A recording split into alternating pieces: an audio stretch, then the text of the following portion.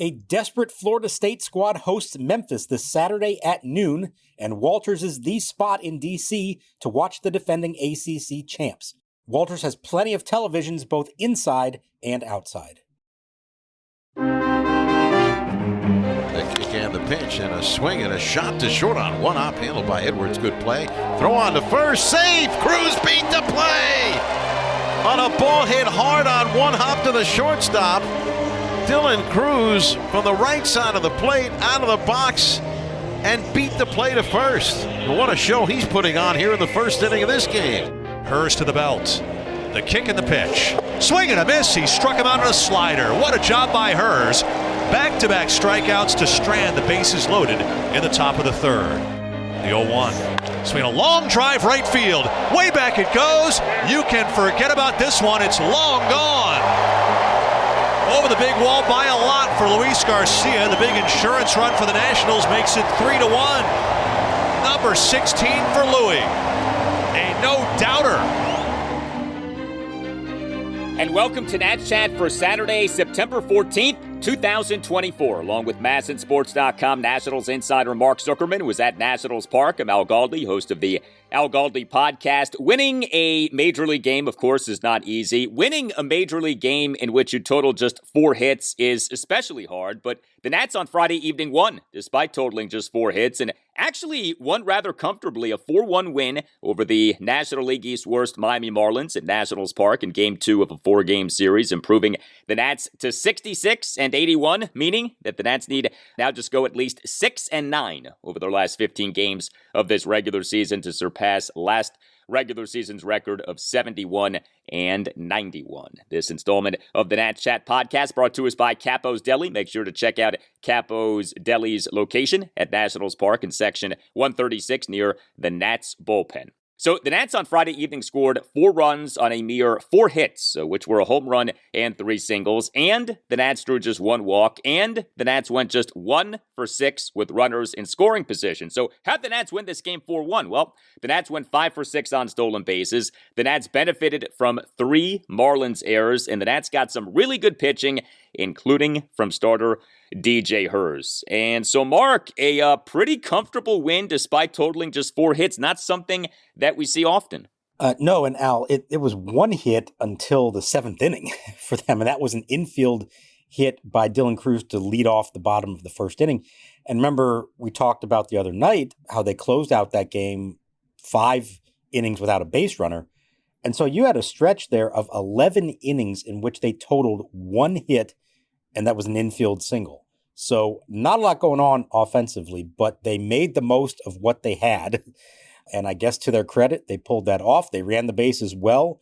That made a difference for them in this game. They got a huge home run from Luis Garcia off a lefty, which is really nice. And above all else, they got another quality pitching performance from DJ Herz, who I think kind of quietly has turned into a really good pitcher for them over the second half of this season. He right now has the best ERA among their starters. The only guy all year who's had a better ERA for them as a starter is Trevor Williams, and he hasn't pitched since May. So since June, since he made his Major League debut for them, DJ Herz arguably been their best pitcher with an ERA of 3.70 now in the big leagues. Yeah, I mean, to me, the Nats' best starting pitcher in the pre-All-Star break portion of the season was Jake Irvin. The Nats' best starting pitcher in the post-All-Star break portion of the season has been DJ Herz, and I don't even think that there's that much debate about that at this point. So Herz in this game on Friday evening, 1 run in 5 innings, 5 strikeouts versus 1 walk. He gave up just 4 hits, which were a home run and 3 singles. He threw a ton of strikes, 87 pitches, 59 strikes, just 28 balls. So a strikes to balls ratio of better than 2-1. And you look at DJ Herz now, since he had that brief break at AAA Rochester, July 8th to July 23rd, 10 starts, ERA of 2.76, 10.47 strikeouts per 9 innings. He has been very consistent. Now, he's not going a ton of innings in terms of, start per start. It's basically like 5 innings per start.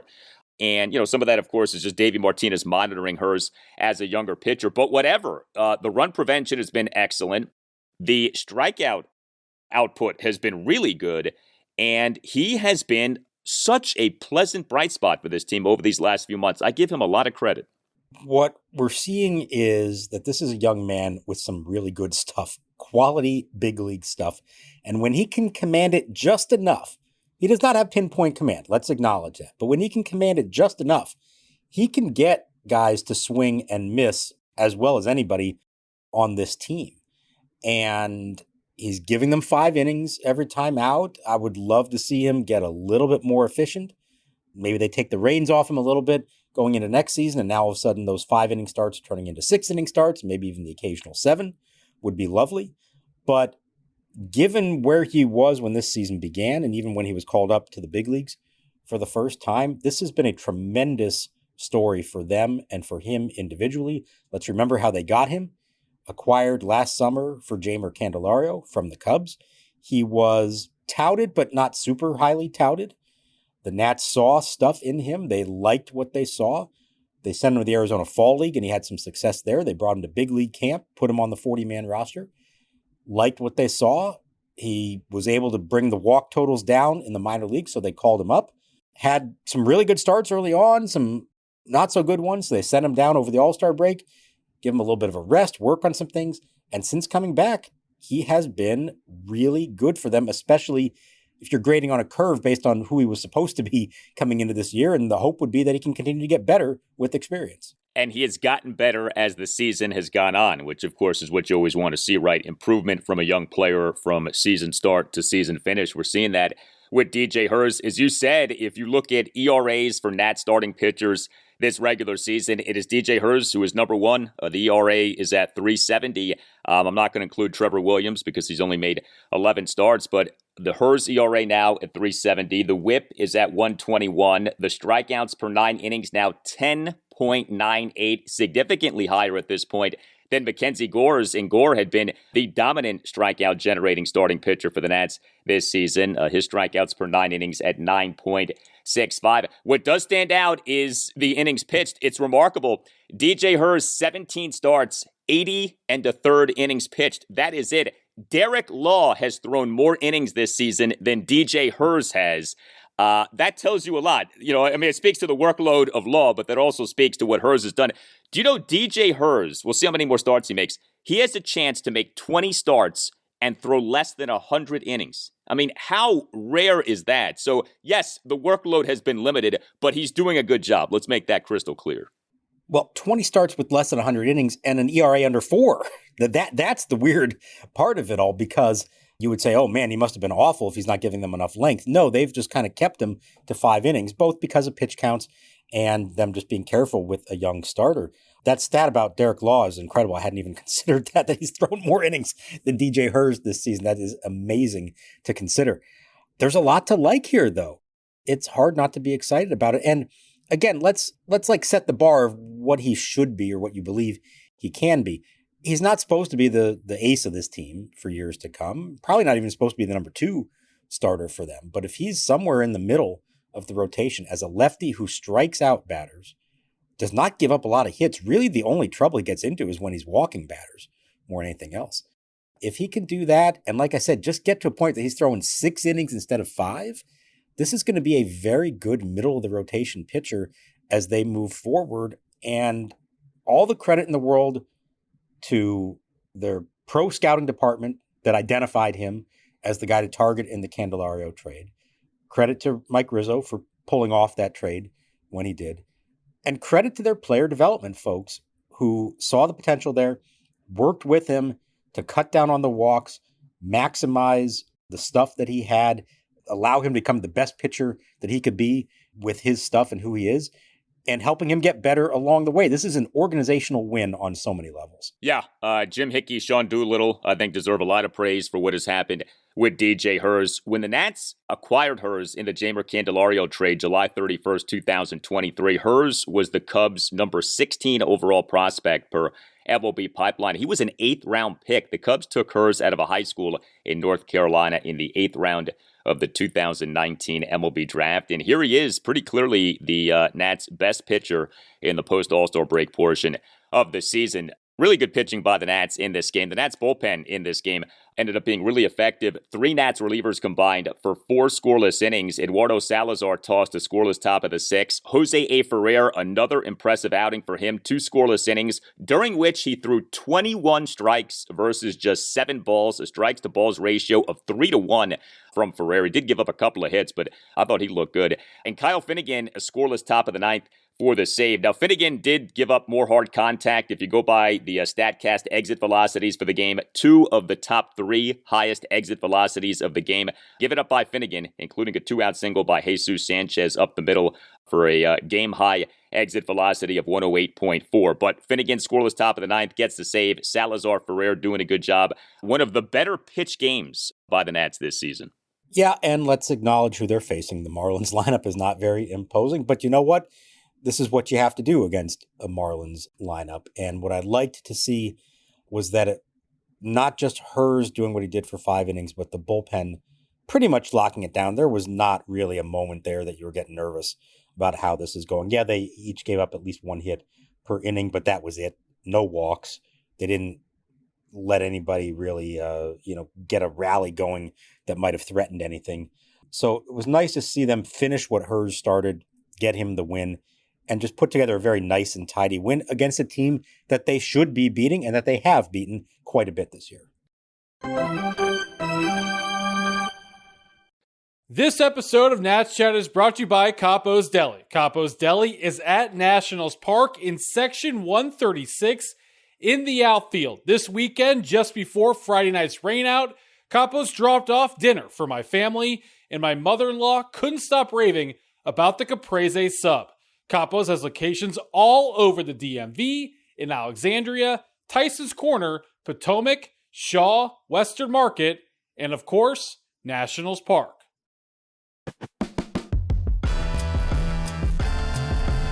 What's up, everybody? It's Heisman Trophy winner Matt Leinart. I've got a podcast called Throwbacks with actor Jerry Ferrara where we'll be talking all things sports, but also so much more. We'll give you the behind-the-scenes stories from my days as the quarterback on an iconic college football team to Jerry's days as a star on an iconic TV series. So subscribe to Throwbacks wherever you download your podcast and follow us on all social media at Throwback Show. 3-1 offering is on the way. And that's hit in the air to deep right field. Back goes Cruz, way back. Warning track on the wall. He leaps and he made the catch. Oh my goodness, what a catch by Dylan Cruz. Back in barely time to set up and make a leaping catch up against the 14-foot, 8-inch wall. About 10 feet to the left of the Nationals bullpen. A spectacular play by Dylan Cruz. 2 men away. The Nats offensively in this game, like we said, 4 runs on just 4 hits. The Nats scored 2 runs in the bottom of the first, 2 runs in the bottom of the 7th. So for a second time in as many games in this series, the Nats do get off to a really good start offensively, and then it ended up being what happened after that stood out just in terms of a lack of production. But 4 runs ended up being more than enough. And how about the first inning that Dylan Cruz had on Friday evening? So Dylan Cruz was the Nats starting right fielder and number 1 batter. C.J. Abrams was a late scratch. We'll get to that. Cruz in this game, 1 for 4 with a single, and he had 2 stolen bases, and he made an impressive defensive play. And the single, the 2 stolen bases, and the impressive defensive play all came in the first inning. So at the top of the first, Cruz, for a second consecutive game, made a really impressive defensive play. A leaping, backhanded catch on the right field warning track on a 1-out flyout off the bat of Connor Norby. And then Cruz in the Nats' 2-run first, leadoff infield single on a grounder to Marlins shortstop Xavier Edwards, who sure seemed to take his time on the play. This was a very routine grounder. Cruz was hustling, ended up beating the lackadaisical catch and throw by Edwards, and then Cruz had steals of second and third base. So you talk about being an igniter. Dylan Cruz doing all kinds of things in the first inning of this game. That leadoff single was so important in a lot of ways. So, as you said, this was not just hit a ball in the hole and beat it out, or a little dribbler beat it out. This was a routine ground ball to short. And yes, Edwards didn't play it as quickly as he could have. I'm sure he'll remember not to do that again. But Dylan Cruz is the one who forced the issue by busting down the line right away, beating it out, and setting the tone. And he said, David Martinez said, the whole team said, that fired everyone else up. When that guy goes out there and does that to start the game for you, it's hard not to feel that and to say, okay, it's up to me to keep that going now. It was such a tone setter, and you could tell that Cruz really likes doing things like that. This is a supremely talented ball player who's going to do a lot of big things for them over the years. He's also going to do a lot of small things like that. And I think he takes a lot of pride in those kinds of things. So for him, that was a big moment to do that. He's also thrilled that he essentially has a green light, like a lot of the guys on the team do, to run when he's comfortable, when he thinks he can get a good jump. And what did he do? He stole second and he stole third, and then he scored on that. And you can't tell me that his hustle and the way he approached that inning didn't impact the rest of that inning, because now you have Jose Tena also stealing second behind him to get in a scoring position. And then when Luis Garcia hits this grounder to the first base side, he's busting down the line, forcing the Marlins into an error, and Tena on second base took off and just kept going. And now you get 2 runs on what was a routine ground ball to first base. Dylan Cruz set the tone with that, with his hustle, and it was infectious. The rest of the team loved it. Yeah, Jose Tena in this game as the Nats starting third baseman and cleanup batter, 0 for 3, but had a walk and a stolen base in the 2-run first, a 2-out, 8-pitch walk, and then a steal of second base. In an ideal world, if both C.J. Abrams and Dylan Cruz are what we want them to be, what the Nats want them to be, who is better suited to being the Nats' regular number 1 batter, do you think? I think the conventional way to go, the way that baseball's been played for quite a while, is Abrams 1, Cruz 2, and probably James Wood 3. But I could see the argument for flipping it the other way. We know nowadays a leadoff hitter's job is not really what it always used to be, that you put home run hitters up there, guys who aren't just known for their speed or just for getting on base, but guys who can make an impact right away at the beginning of a game. And Dylan Cruz can do it. And like we've said, he did this in college. He did it in the minor leagues. It's not foreign to him to be that guy, and he likes to be that guy. So I can see a scenario in which maybe they actually do go that way. Maybe it depends on the matchup facing lefty or righty. Maybe you don't ultimately want Abrams batting second and Wood batting third with back-to-back lefties, but who knows who else is going to emerge or who else they might sign that could fit into that 3 spot. And so maybe James Wood goes down to 4th. It's a fun thing to consider because they legitimately have multiple options there that they could do. I think however you go with it, it could be very good. I think Abrams, if he's ultimately going to make it as a leadoff hitter, he is going to have to draw more walks. He's going to have a higher on-base percentage. Cruz seems to already have that natural ability, so that might actually give him a leg up as they look ahead to next year. Yeah, if Cruz and James Wood are who we think they are, I think it's awfully tempting to just go 1-2 with those guys and just let them accumulate as many plate appearances as possible and just let them do their things. The Orioles, for so much of this season, have batted their best batter, Gunnar Henderson, in the number 1 spot. And Cruz reminds me a lot of Henderson. I know it's different positions, but there are a lot of similarities between those two guys. And so I do think there is an argument for Cruz being in that number 1 spot. It's fun to think about. Luis Garcia Jr. had the Nats' lone extra base hit in this game, and it actually was a needed extra base hit for Garcia. He was the Nats' starting second baseman and number 5 batter. He went 1 for 3 with a solo homer. Garcia came into this game with an OPS of just .429 in this month of September. He was so good in the month of August. We had not talked about Garcia recently, largely because he really had not been doing all that much, but he had an impressive home run in that Nats 2-run 7th, a leadoff homer to right field for a 3-1 Nats lead, the homer going a projected 415 feet per StatCast, and, as Mark noted earlier, the homer coming off a lefty Marlins reliever, Anthony Veneziano. First home run for Luis Garcia Jr. off a lefty this regular season. I hope like heck that this now allows us to see Garcia play more against lefty starting pitchers. But good for him for homering and off a lefty. That was very nice to see. Yeah, first of the season, only the 4th of his career off a lefty. Yes, I'm in the same boat. I would love to see him get more opportunities, but let's be clear. The opportunities he has been given this season, he really hasn't done a lot with them.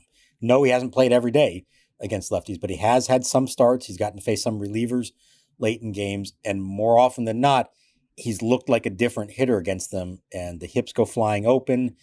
He gets out in front of it. He isn't able to cover the outer portion of the plate, and they haven't been that great of at-bats. In this one, did a great job staying on it, keeping the front hip and the front shoulder closed. and destroyed that pitch. He's got to show he can do that more regularly. It doesn't have to be home runs, but just good quality at bats against lefties. They want him to be that guy. He wants to be that guy. And I know it's not always easy when you don't get the chance to play every single day against lefties. But when he does get the opportunity, he needs to do more of this kind of stuff. And ultimately, if he does that, he will get to play every day, no matter who they're facing. Yeah, 15 games left for the Nats. Let Luis Garcia Jr. play. We don't need to see Ildemaro Vargas. Next season, maybe you can have a different conversation. But let's just put him out there and just see what he does. Righties, lefties, it doesn't matter. But good for him for homering. And once again, and we've seen him do this, 400-plus foot home run. This guy has real power. He hits, when he homers, they are convincing homers. They're not cheapy homers, and that was a convincing homer on Friday evening. The other run-scoring hit for the Nats in this game came from Jacob Young. He was the Nats starting center fielder and number 8 batter, 1 for 2 with an RBI single and a hit by pitch. He did make a couple of outs on the base paths. Young in the bottom of the second drew a 1-out hit by pitch, but then was thrown out in an attempted steal of second base. And Young in that Nats 2-run 7th, 2-out opposite field RBI single through the right side of the infield for a 4-1 Nats lead. He on the single was thrown out in an attempt to advance to second base. So that was bad. 2 more outs on the base paths. But the RBI single and going the opposite way, we have seen a good bit of that from Jake Young in recent weeks. And we saw that again on Friday evening. This is who he is. He goes to the opposite field first, and that's fine. If you're going to be Jacob Young, that's your job, especially in that situation with a runner in scoring position. I think he's gotten very comfortable taking that pitch the other way. And actually hitting it hard. Like these aren't usually little weak ground balls or anything like that. He's done a nice job of that. I thought he was safe at second, and maybe I didn't look closely enough at the replay. I was really surprised that it came back on the review, not just that the call stood, but the call was confirmed. I was surprised by that because I actually thought he was safe. I don't have a problem going for it there in that spot.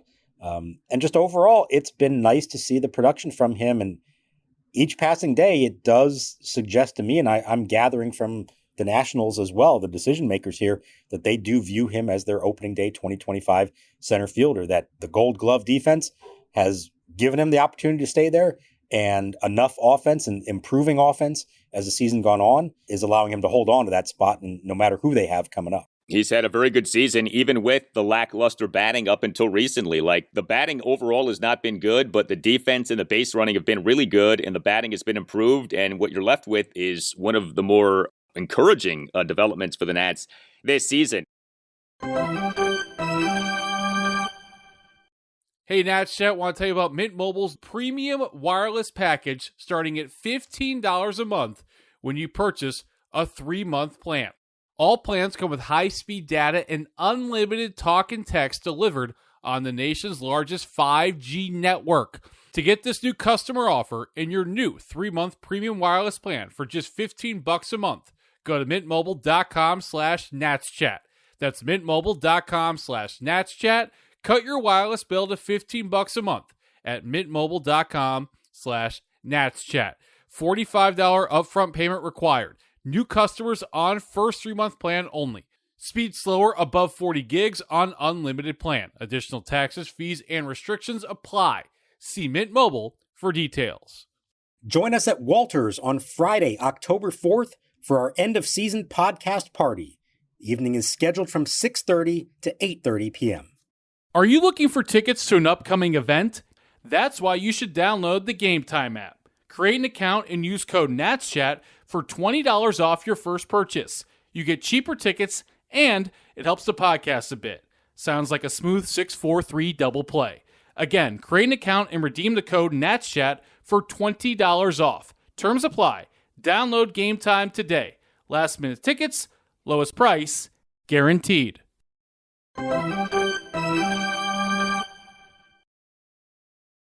On 0-2, Sanchez to run again. And there he goes. Here's the pitch. Swinging a line drive right field. Cruz coming over. And he makes the catch. And a curly W's in the books. The Nationals making 9 wins and 11 tries over the Miami Marlins. James Wood on Friday evening, starting left fielder, number 2 batter, 1 for 4 with a single. Did strike out twice, but bottom of the 8th, a 1-out first pitch single into right field. And I mentioned what happened with C.J. Abrams. So he was in the initial lineup for the game, ends up being a late scratch due to a sore left shoulder. Nasim Nunez was the Nats starting shortstop and number 9 batter in this game. We've seen Abrams deal with like various minor ailments this season and miss a game or two here or there. Do we know anything more than just him dealing with a sore left shoulder? It's been the shoulder a few different times, but what I was told is that these have just been isolated incidents and it's not like a recurring issue. He hurt it this time diving after the ball. He had a couple of those tough plays on Thursday night, but one in particular, he had to go diving to his left. He made the play. It was a really nice play, but he did kind of jam the shoulder. He woke up feeling sore, thought it might get better, and just didn't improve over the course of the day. The initial word was that he didn't need an MRI. They were going to wait and see how he was feeling at the end of the day and into Saturday. If it was still a problem on Saturday, maybe they would get the MRI just to make sure. But I didn't get the sense that they're overly concerned about it. It has happened to him a few times, and that might just be the rigors of the job when you go after as many balls as he does. Hopefully he's back, if it's not Saturday, then on Sunday, and everything is fine there. Because he has, as we've noted, started to get a little hot again at the plate with 2 homers in his last 4 games. Yeah, one thing I have wondered with the, up and down nature of Abrams' season, the disappointment with Abrams lately, is he banged up? Could it be that these ailments have sort of piled up and maybe he's hurting more than we realize? Have you gotten that sense at all or not really?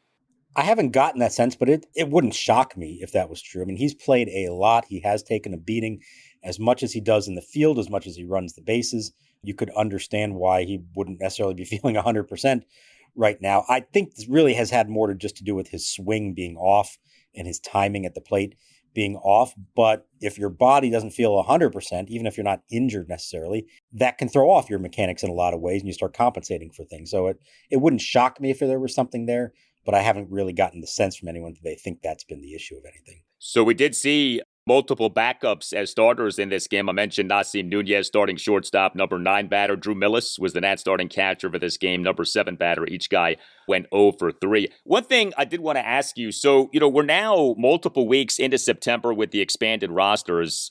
We saw Darren Baker and Zach Brzykcy called up to the majors.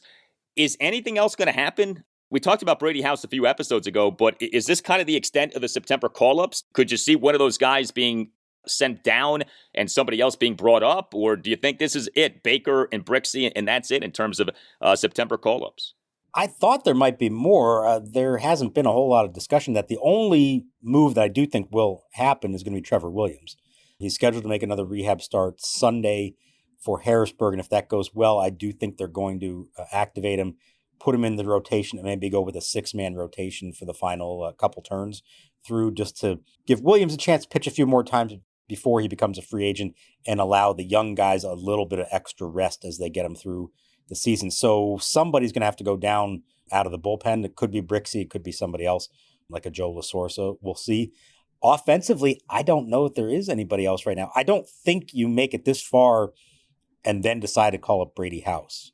Rochester's playing straight through the end. I think they're in a pennant race actually there. They might feel like that's more beneficial to him anyways. Jose Tena continues to play every day. Darren Baker, it's not playing a lot. We said at the time there's just not going to be a lot of opportunities for him. So I don't think that's going to change. And anybody else that they would call up are guys that they've seen this year who have disappointed, like a Trey Lipscomb or a Joey Meneses. I know people have asked a lot about Stone Garrett. While he has played and he has started hitting down there, my understanding is that running is still not great. Playing every day is still kind of a problem for him. It's really unfortunate. I know everybody hoped that he'd make a full recovery from that gruesome injury.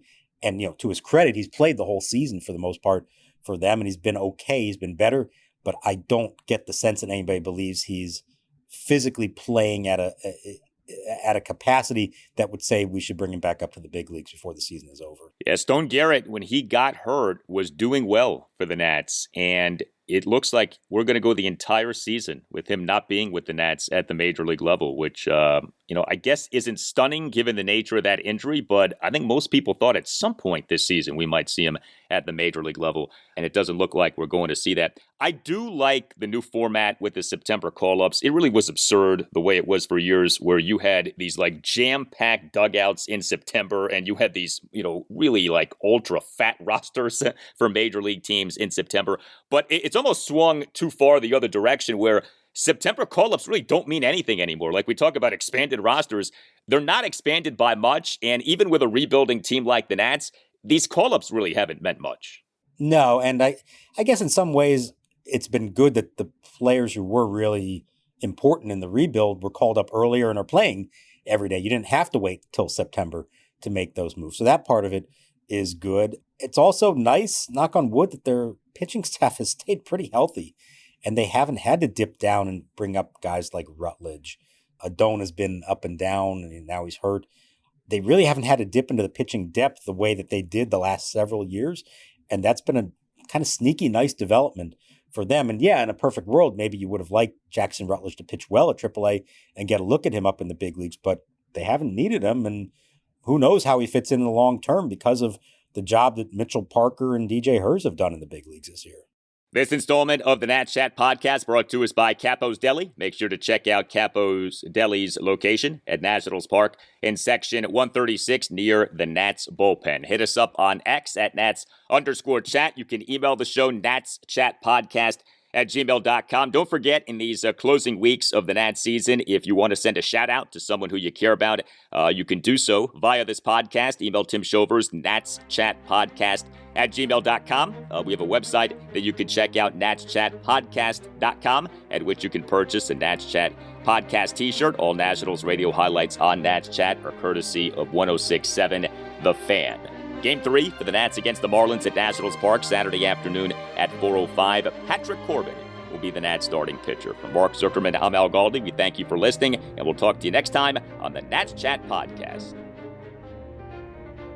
Here's the pitch. Garcia swings, ground ball right side. Diving stop Berger. He gets up, underhanded, toss to Cabrera. He dropped the ball. Cruz has scored. Here comes Tena behind him. He scores. Oh my goodness.